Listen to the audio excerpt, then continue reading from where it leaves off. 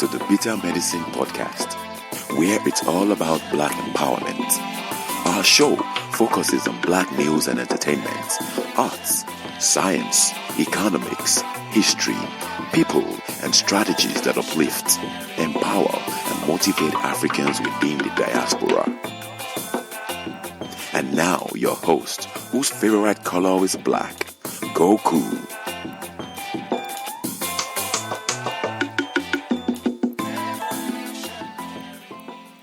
Yes. Welcome to another edition of the Bitter Medicine Podcast. Glad to have you guys here today. I'm your host, Cuckoo. And today I wanted to talk about a phenomenon that's been getting a lot of talk on social media in the last few years. We have a lot of examples of this: Stephen A. Smith, Jason Whitlock, and the list goes on. And that's the Coon. And there are those of you out there, melanoid black people, who complain when the term coon is used. And I do believe personally that the term is being overused sometimes, and I'll talk about that a little bit later.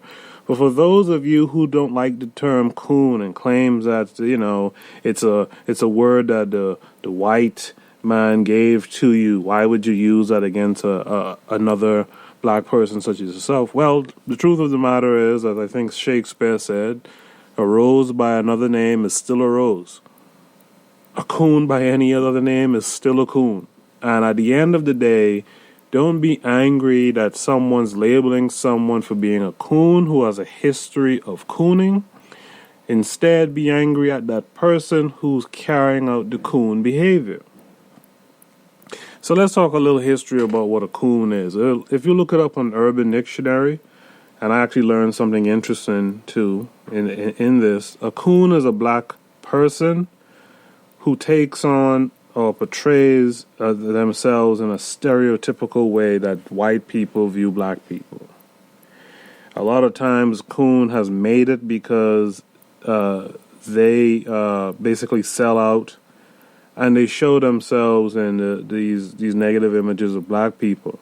So the term comes from the word barracoons, which was a cage, where Africans were placed in these cages waiting to be sent to America as slaves.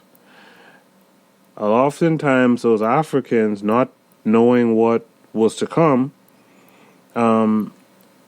they had no idea what was to come, and so they were sometimes eager while waiting in the cage, which is kind of crazy to me, because being caged, I don't see anything to be eager about there, but this is what history says. And so today we have the modern-day coons, these black folks who sit up on television, on the internet shows or radio, and they speak about how the problem with black society is blacks themselves, that somehow blacks are innately corrupt and lack moral character. That's what you hear bitches like Jesse Lee Peterson saying all the time, and everything is the black person's fault. You have some of these coons who always down black women. Now I have some issues with the black family, the black unit. I have issues with black men and black women, but you would never see me sit up here and down black women like I see some people do. And really and truly, these black folks are doing it for the approval of white folks, and some of them have figured out that, hey, if I coon hard enough and get enough white folks to like and subscribe to my YouTube channels and watch my shows and pat me on the back and all that kind of shit, some of them have realized that they could actually get paid for doing it. There's money in cooning. So, what led me to want to do this show today? I posted it on the Bitter Medicine Show Facebook page earlier today. A young man, I've seen him before, I think his name is Kevin Martin, calls himself a black conservative. I saw him in a video some time ago playing that he was schooling some liberal white woman in the ways of how blacks are violent and how there's so much crime in the black community and blah, blah, blah. And what I saw in that past video and the video I saw this morning, I saw a black guy looking for an opportunity. And this is what I want to talk about too, with the term coon and my feelings on it being kind of passed around a little too much sometimes. A lot of people are straight up coons. That is, they just kind of innately hate themselves, and so they shit on black people, and they recognize that it gets them a little cozier with some white folks. A guy like Jesse Lee Peterson looks like that to me. In fact, a lot of these coons are bitches when you really boil it down. A lot of them are some faggoty, especially the black dude coons. There's some faggoty black dudes who in high school were picked on. Black chicks wasn't giving them none. And they found themselves oftentimes with a Bible in one hand and a dick in the next, could be theirs or someone else's. And so they resent the fact that they had to come up that way. But they realize at some point, if they listen to a little heavy metal, a little death metal, hang around some black folks and kind of depreciate themselves around hang around white folks and kind of like talk bad about other blacks and all that kind of shit, they realize they could be kind of a token black friend amongst these white groups. And with time, they were able to parlay that into something bigger. And that's how I see Jesse Lee Peterson, to be quite frank. A little bitch in high school, probably got picked on for being a sissy. Black chicks hated him, and as soon as he started to realize that he could buddy up and talk bad about other blacks and all this kind of shit with white folks, he started to see he had an opportunity. And I think a lot of these black guys are opportunists. Okay? There's this young black guy, as I mentioned, the black conservative, Kevin Martin, had a video talking about the Philando Castile situation. The murder of Philando Castile. And this motherfucker couldn't even remember Philando's name. And I'm going to play it because I want y'all to hear what self-hate and cooning sounds like. This is true cooning. And the reason why I call this true cooning is that this is within this guy. This is just within him, and he's probably, when he finishes college, he'll probably find himself on Fox News or getting some show somewhere where he shits on black people all day, again, like a Jesse Lee Peterson and certain other people, Sometimes the word coon is thrown around when a person does one thing that comes across coonish, and that's where I'm kind of sick of people tossing out the word. I don't endorse a lot of different actions and activities, but sometimes a person might say something one time in their lives and people call them a coon. For example, Bill Cosby has been largely abandoned by the black community because they claim that he was talking down to black people in front of white folks, and that's nonsense. I've talked about this elsewhere before. That's total nonsense, and Bill Cosby is not a coon, because if you look at his history, look at all the millions of dollars he's donated to historically black colleges and black initiatives. You go back and you could go on YouTube right now and look at some shows he did for PBS back in the day on the greatness of black civilization. You look at The Cosby Show. The Cosby Show is a testament to his thinking, his positive imagery and thinking of black folks. He is no sort of coon. But because he told you to pull up your pants and to speak properly, which is all good advice, by the way, and it's all necessary in our community, you guys have abandoned him, and the first chance the white society, the white supremacists got a chance to kind of put him down, motherfuckers like y'all out here were on some, oh yeah, he did that shit, and that's sad. We gotta stop being so broad with the term, and we have to apply it to the people who have a history of shitting on their people. I'm gonna now play a clip of this so-called black conservative talking about the Philando Castile case, and I want you guys to listen to this. By the way, today's show is going to be called Making of a Coon. Listen to this, and then we will talk about it some more. I'm going to play as much as I could stomach. Hello. Good afternoon, everybody. It's Kevin Martin coming to you live on this beautiful day, beautiful afternoon here. I'm sorry, I had to pause it. You could tell from just the tone of this guy's voice, he's a bitch. Keep listening. Here in central Pennsylvania. And I just want to talk a little bit about this Philandro Castile shooting that has resurfaced now, and that is back in mainstream media now that the officer that was involved in the shooting has been cleared and has been sent on his way as not guilty in manslaughter or murder. Now, I want to talk a little bit about this and why this is so ridiculous but so controversial. And I kind of want to talk a little bit about why I feel the way I do about the situation and why I think it's absolutely stupid and ridiculous that we're even having this conversation. Now, I'm just going to start off by saying this, okay? I, as an African American, I've been pulled over before several times, numerous times, while being armed or unarmed in any demographic of neighborhood, whether it be suburban, inner city, rural, urban, and I've never had any problems. And most times I was carrying a firearm, okay?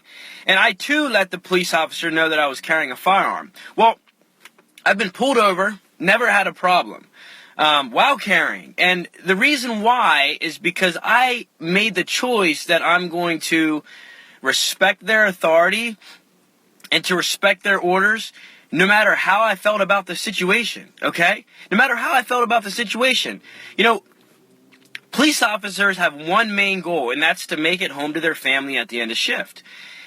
You know, if the rest of America, which is black America in part, okay, had the same agenda, and that is to make it home, instead of trying to make a point, trying to make a video for social media, trying to race bait these police officers, if they had the same agenda as police officers, and that is to make it home to their loved ones at the end of the day or at the end of shift, this world would be so much different. Why does this black man sound like he's about to say yeehaw? I mean, you could just tell he was the worst punk in school. I mean, just listen to this. Let's just listen to this guy. And he's lying, by the way. A police officer's main job is to protect and to serve. All of our hopes at the end of the day is to make it back home. What makes the police so special? Your job is to protect and serve. But Negroes like this will throw everyone under the bus for a cop, blindly. Let's continue. And it's true, this world would be so much different. The idiotic thing is I see about with this video is that it's completely justified because, first of all, Philandro Castro had a very... Philandro Castro now. Okay? Very a big problem with authority. That's the number one thing. He had a big problem with authority. This is white supremacist talk right here. He had a big problem with authority. He had a big problem with authority. Where? You guys seen the tape by now, haven't you?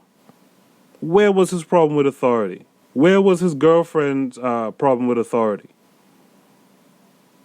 People saying sir and all kind of stuff. After Philandro was shot at 7 times and hit 4 or 5 times, his girlfriend still was like, sir. Okay, sir. So where was the problem with authority? Was there any thug speak? Was there any attitude? So this is a white lie. Presented to you in a black face. This is the making of a coon.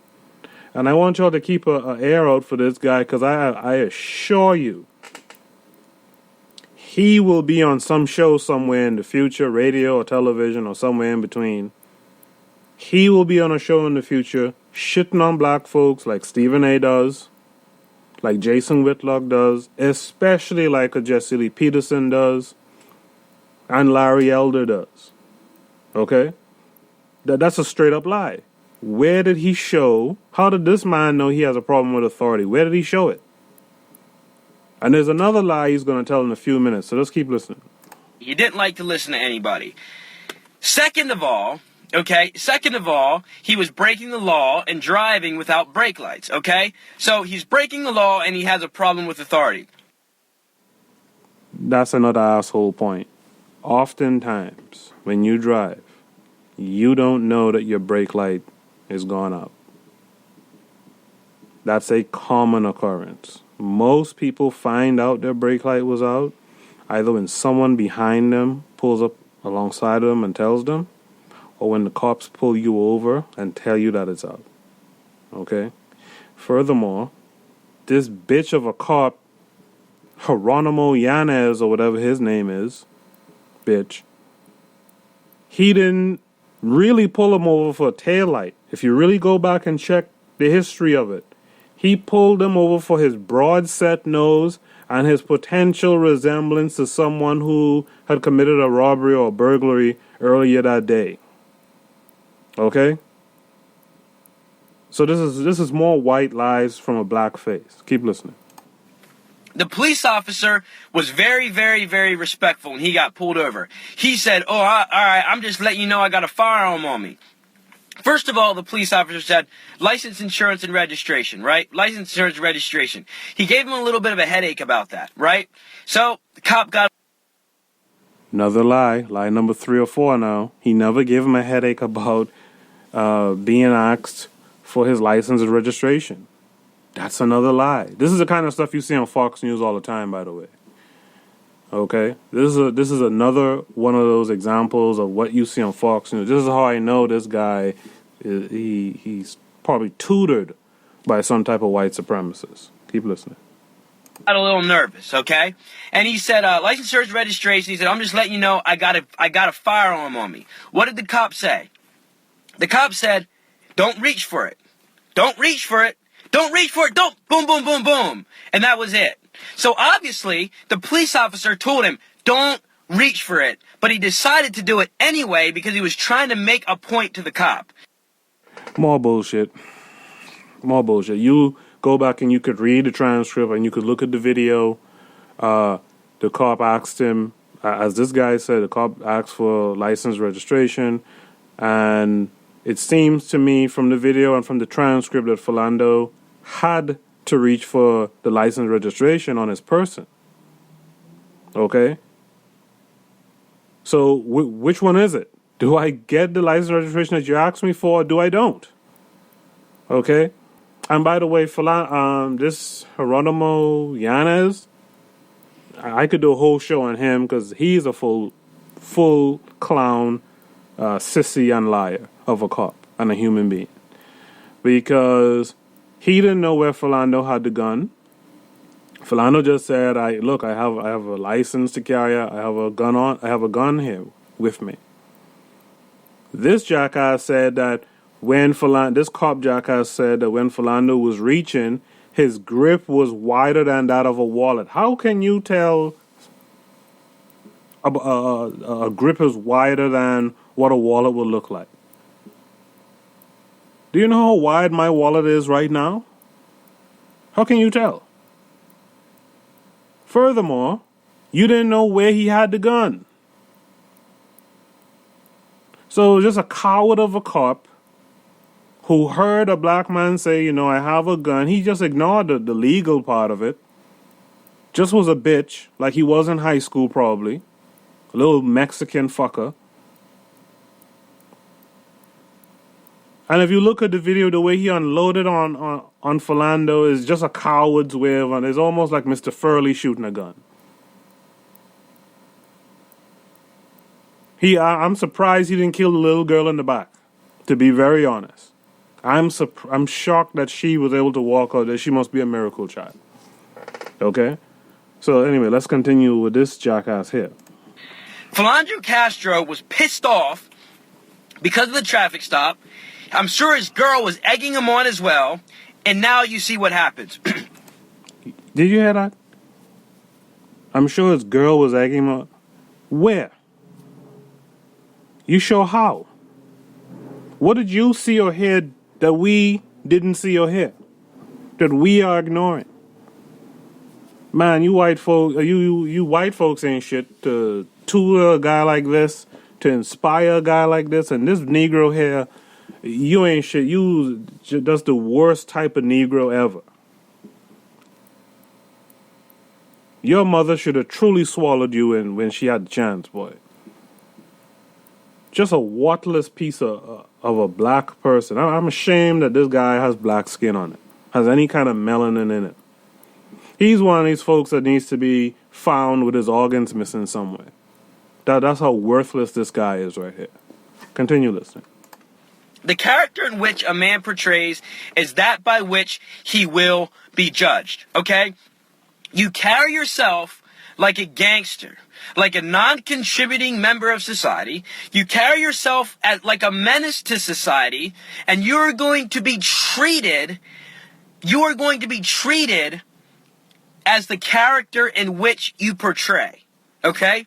It comes down to the character in which you portray. This shooting, along with thousands of other ones, have nothing to do with race. It has nothing to do with police officer shooting and killing a black man or unarmed black man. It has everything to do with, for some reason, black men blaming everyone for their problems, feeling that they don't have to listen to anybody, which the problem with that is because 96% of African American kids don't have a father. They never listened to their mom. They ran all over their mother. Okay, so they never had a father figure. You hear the next lie? This is a lie that white supremacists put out there about the fatherlessness in black society, and we just did a podcast about that. Go back and take a listen to that show. It was dedicated to Father's Day, really, and black fathers on Father's Day. Statistics have shown and prove black fathers are black fathers are more involved with their children than any other race.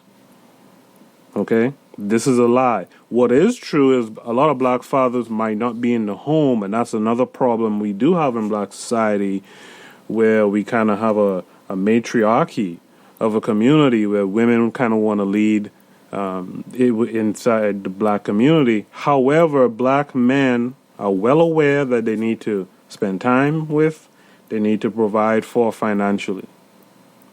So that's another lie straight out of the white supremacy handbook. Continue listening. So when a police officer and encounters a black man or, a young African American man, 9 times out of 10, that man did not grow up with a father. And 9 times out of 10, that police officer is literally the only authority figure that has ever held that young man accountable. And as well as I do, we've all grown up, we've been spanked, we've been chastised, but that's the way we grew up because we had fathers and we had people that cared about us, that loved us, that gave us punishments, that punished us out of love for us and out of love for our well-being and our future. But a lot of young black men have no fathers. They never grew up with any fathers, never grew up with any role model. So the time when people say, why are black men so angry? Why are they have such a big problem with authority? Because they never had one. They never had authority figure. That's why young black men aren't graduating from high school. They're not graduating from college. They're getting locked up. They're having problems within the criminal justice system because they never had a role model. They never had. No, the reason why they're being locked up and they're not making it through school is because there's a pipeline from the schools straight to the prisons. Because the way education is set up is that if you learn in only a certain manner. See, let me break something down for y'all about education. There's different learning methods. They only teach to one learning style. Okay? If you only teach to one of maybe 4 or 5 different learning styles, that means that 3/4 or whatever, or 4/5, or I think it's 3/4, 3/4 of the student population will not do well. They'll do from okay to very poorly. Add to that a pipeline that catches those who are doing very poorly and not doing well. They're going to be shuttled off into that pipeline. So you see it in America, you see it in the Caribbean, and it might be even happening in Africa. But from you hit the somewhere in what's called elementary school, third, fourth grade, if you're not doing well in that education system, the teachers already have a bias against you. And who are the teachers, by the way? Mostly white women are teaching our black boys in school. Dr. Johnson breaks this down. Umar Johnson breaks this down all the time. Okay?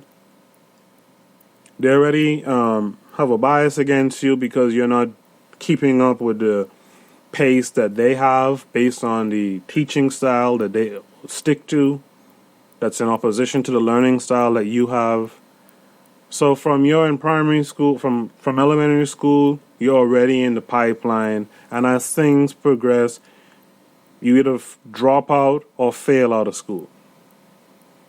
And as you know, there's nothing out here in these streets but death and jail. And on top of that, the system of white supremacy criminalizes so much that black people do. That if you're not in school, you're in jail almost out here in America. And that's a fact. If you're not in school, you're almost assured to be in jail. Because if you don't go to school, hard to get a job.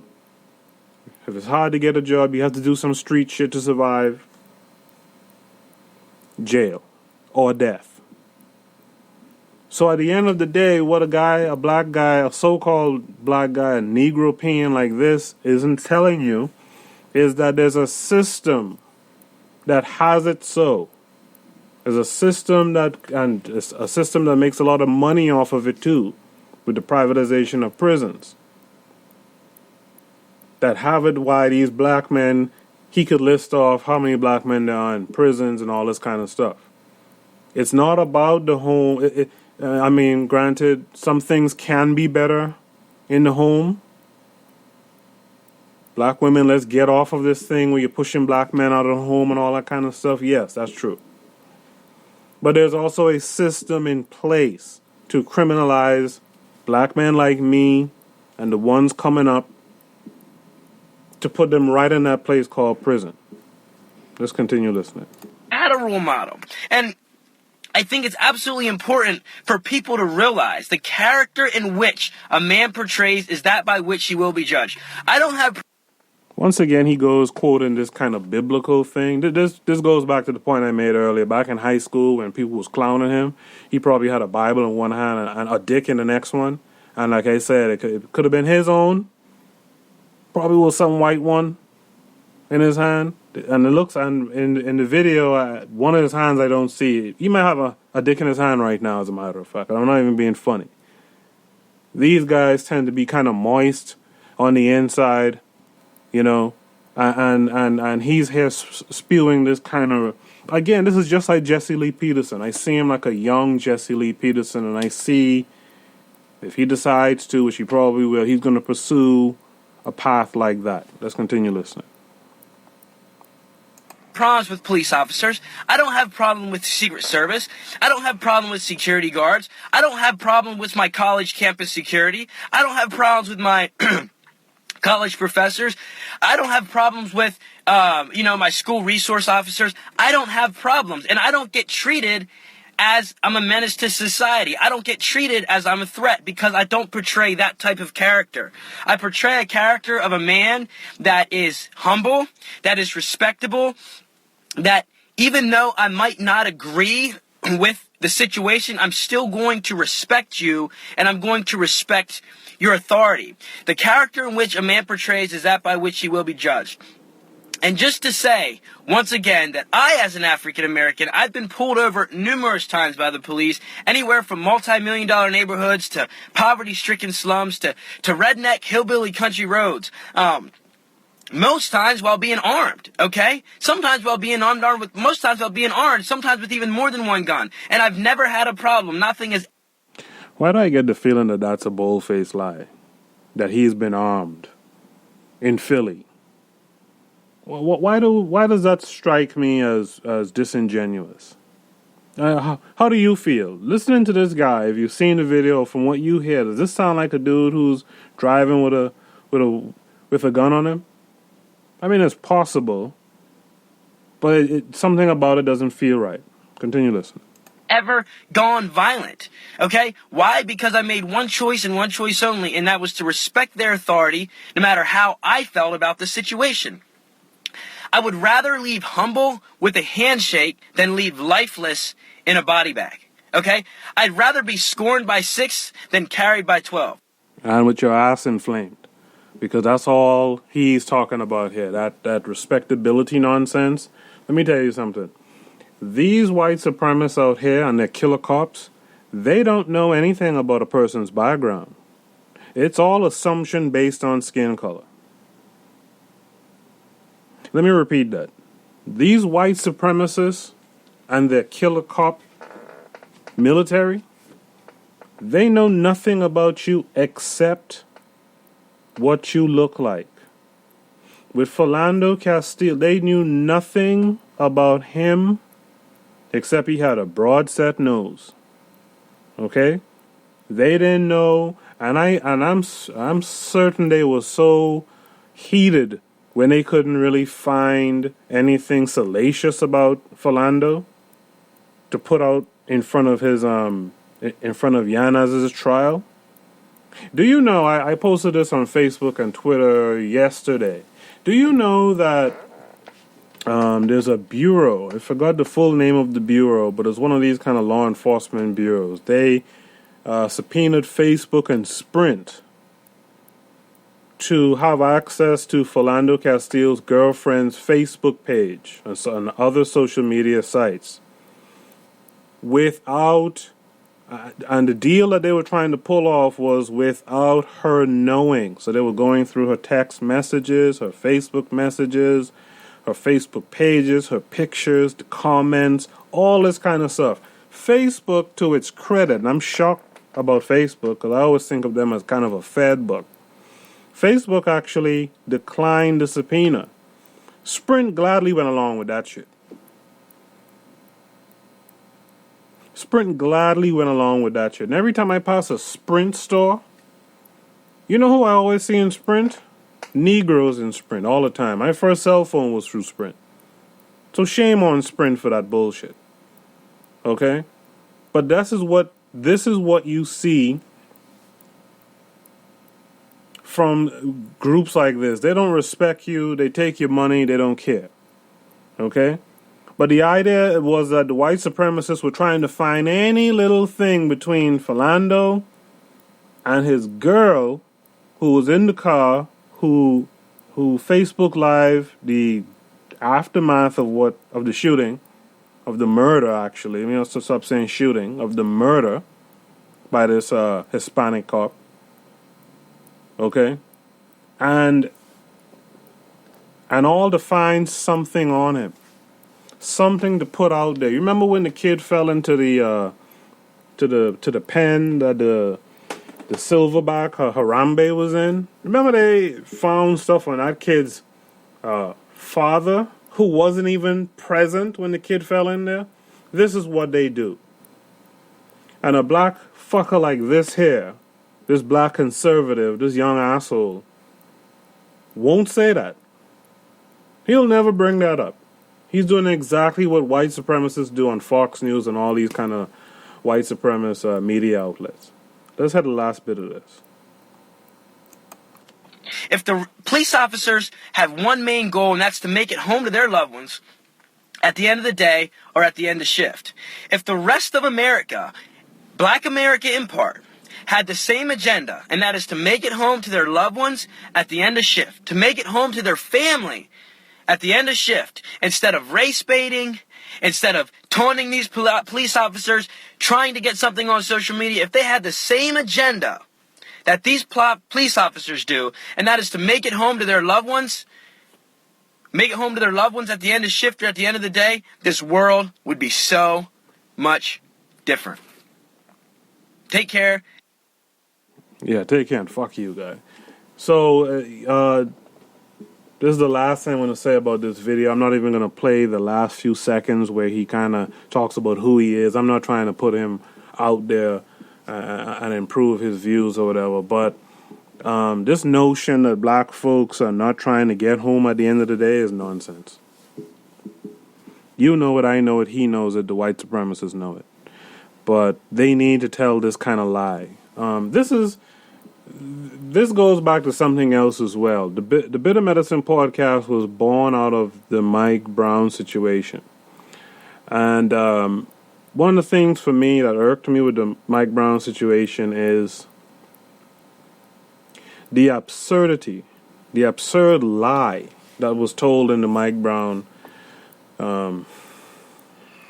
drama, where they claim that Mike Brown, this 18-year-old black boy, decided to take a cop's gun from him. Decided to run away, stop, turn around, and run back through a hail of bullets to get at this white cop. I mean, what bullshit are you talking? And we as black people, those of you listening to this, we got to start calling this stuff out publicly. We got to start talking about this stuff with our peers in the black community. And we got to hit people to this bullshit. This notion that a black kid is going to attack a cop and try to take his gun and all that stuff. You know who does that shit? Other white people. Go on our Twitter line, on our Twitter feed from a day or two ago, and we posted a video clip of a white guy resisting arrest. He's punching police. He's kicking them. He's reaching for their gun. And at no time do any of these cops ever say or show that they feared for their life. They wrestle him down to the ground. They put cuffs on him. I think an undercover PD runs over and helps them and stuff like that. They never shot him up and killed him. That's because they're trained not to kill anyone white.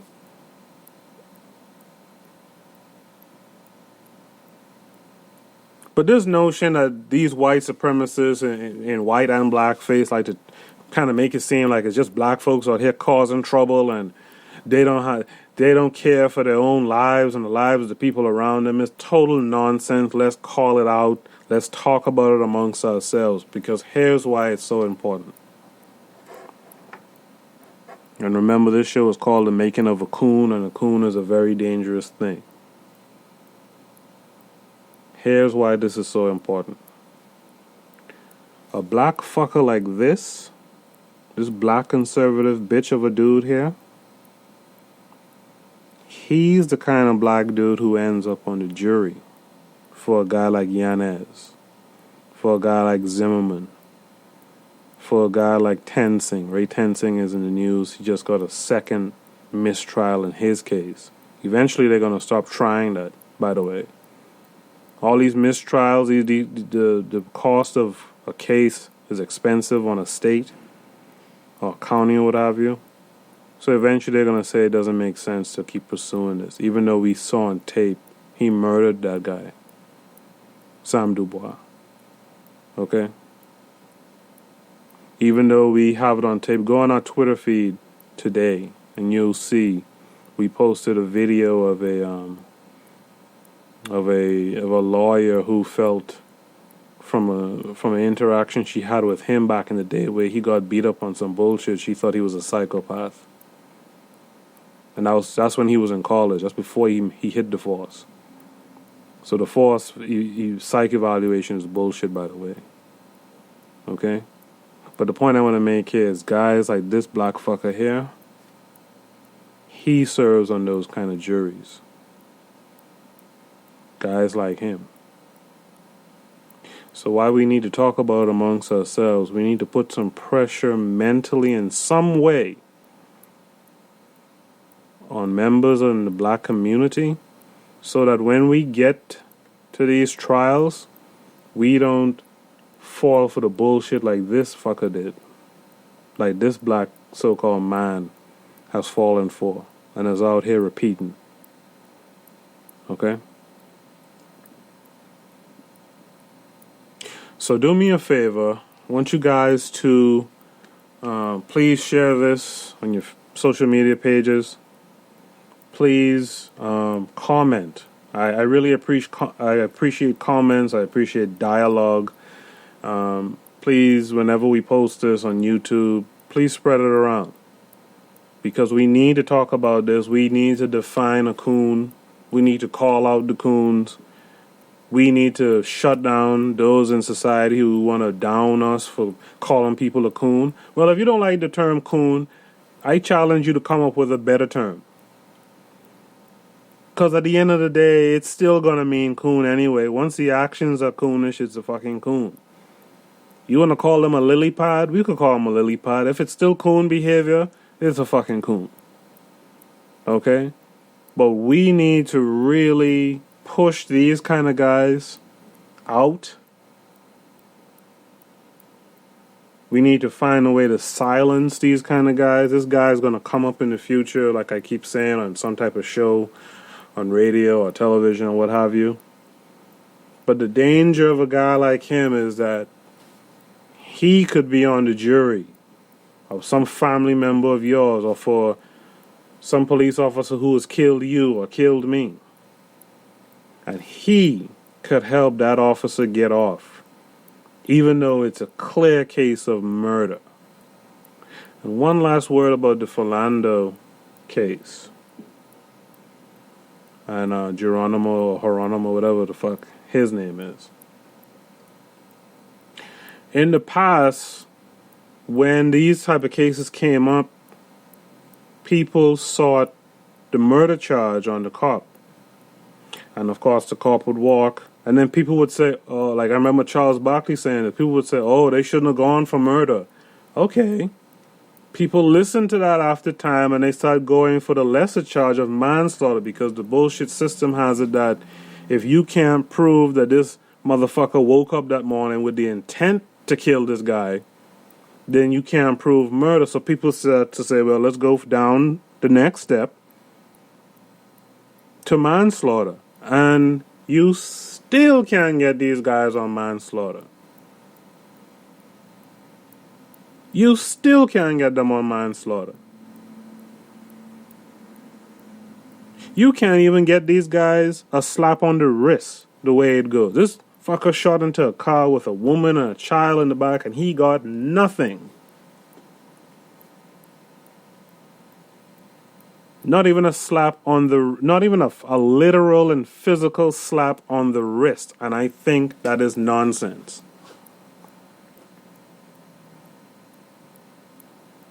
But this right here that we discussed today, this is what I call the making of a coon. It starts in the school system. And childhood. I really do believe that. I believe these were these kind of outcast dudes, and there's many people like that, and they don't all become coons, by the way. But they lack a certain moral character themselves. They get ragged on, as is the case, by a lot of young kids and, you know, juvenile type kids, juvenile hijinks. They take it to heart, but then they realize that they could get over, and they could get some kind of buddy relationships with some white folks. May even get some white pussy out of it too, talking shit. You know what it's like? It's like comedians who are overweight. Remember, if you remember Chris Farley, if you're old enough to remember Chris Farley talked about, he was a fat kid, and he realized that when he cracked jokes on his weight, people loved him. People gravitated to him. He had a lot of friends. Once he started making jokes about his own weight, people loved him. And that's what a lot of these black guys and men and women who are coons, that's their coming of age. That's how you create it. That's how you make a coon. They realize once they start to shit on black people, there's a group of people with open arms willing to accept them. And some of them are opportunists. On top of that, they realize, wait, if I push this thing, I can make a little money. I could get a little notoriety. I could end up on television. I could end up on radio. I could get paid. And that's really what's going on here. In any event, I would love to hear your comments. Please like and share. Until next time, this is the Bitter Medicine Podcast.